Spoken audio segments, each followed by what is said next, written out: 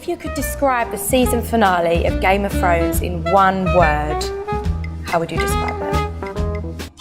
Disappointing. Disappointing? No, epic. I don't know. Epic. One of those. Disappointing and epic. Have you shot your final scenes yet? And are you happy with how things ended? She didn't say yes. You didn't say yes. Best season ever! It's the best. The fray. It's a little bit Avengers Assemble. It's a little bit kind of like... Well, that was totally what season 7 was all about, Yeah. wasn't it? Exactly. Character development? Lob it all Story! in. I really need to shut up. You're brave. Oh my God. How would you describe the ending? Is it what people have been waiting for? How would you describe it? How would I describe it? I don't know if it's what people are expecting. I don't know that people are... I think some people will be satisfied and others not so much. The sisters.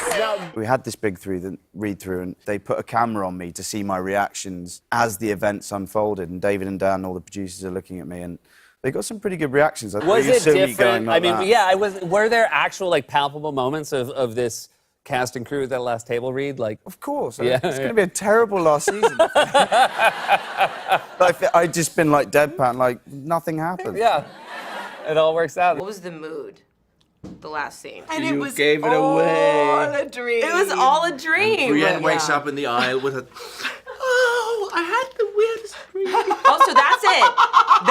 That's the finale. Wow, Everything was a spoiler. dream. It's been long enough. I know, it's been long enough because we've just been making the best season ever. Ever.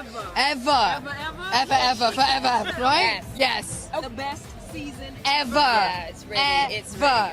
good. Yeah. It's terrifying down there. We're in a crypt. Nobody thought of that.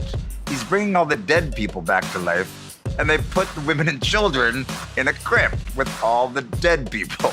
So, Tyrion is smart, but I guess not that smart. He's smart, but he's not that smart. You know, if you've planned your book that the butler did it, and then you read on the internet, someone has figured out that the butler did it, and you suddenly change in midstream and it was the chambermaid who did it, then you screw up the whole book because you get this foreshadowing early on and you've got these little clues you planted, now they're dead ends and you have to introduce other clues and you're retconning, it's a mess. We hope to kind of avoid the expected, and Jon Snow has always been the hero, the one who's been the savior, but it just didn't seem right to us for this moment. Didn't seem right to us for this moment. There are no better writers in television than Dan Weiss and David Benioff. They ended it brilliantly, better than I could have imagined, and you people are in for it. But I hate to tell you that unfortunately Barristan is gone. Were you gutted about that on a personal level? I was gutted because, I mean, a number of you I'm sure have read the books, and I've read the books. And I had reason to expect, I've got a journey here. In fact, if I'm honest, I thought, I'm really looking forward to this season because I'm going to have more to do. I'm going to get my teeth into something. Did you say anything to them? Well, I did ask and give an argument why I thought Barristan should stay. But at the end of the day, I mean, you know, Dan and David, you know, they'd worked out what they wanted to do. Without telling us anything, because I know you can't, are you all happy with the way with the outcome of the show? Personally, or just happy? With the show. Game of Thrones finale, somebody dies. Jon Snow has a son and names him Tony. He's Iron Man. You got it. How does it end? I can tell you that we had a giant read-through with all the cast in October, and I think pretty much everybody cried at one point. And it was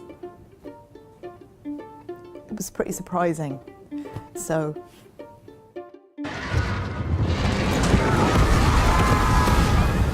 It ends brilliantly, and it questions everything, which I love. I would love to talk to you more about it, but I can't.